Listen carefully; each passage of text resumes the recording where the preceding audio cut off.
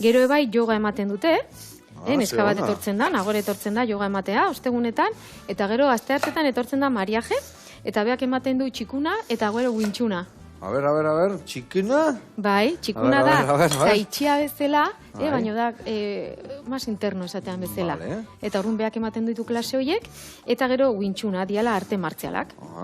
Eta, bueno, eta arte martzialo ezetan da, eta golpe asko jasotzen dira hor, edo... Bueno, bai, atzeuki genuen, eta bai, jaso genitun. Juten naiz ni, eta jaso nitun batzuk. Eta, bai, da, kontrakoan indarra erabiltzea, zu pixka bat babesteko. Zuko bai emateko aukera dukezu, baina kontrakon... Osa, bestian indarrak aprobetxatu biharrezu, beak eramateko golpia.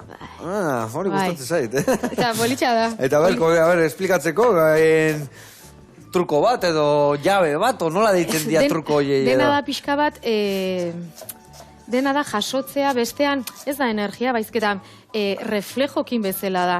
Eda hor, inberdezuna da praktikatu, sentitzeko, zure aurkariak zein behar dun, zu horren aurren jokatzeko.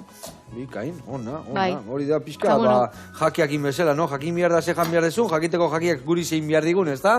Baitare, edo minengo dizun, edo zer, baino bai. Eta nondik datorren arte martzial hori? Hoi, txinatik handator. Txinatik han, Bai, gaina, wintxuna badakit, komentu, pixka bat ola, monja batek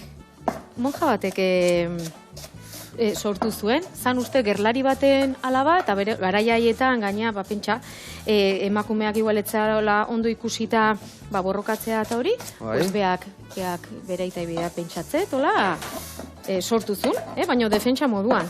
Ona.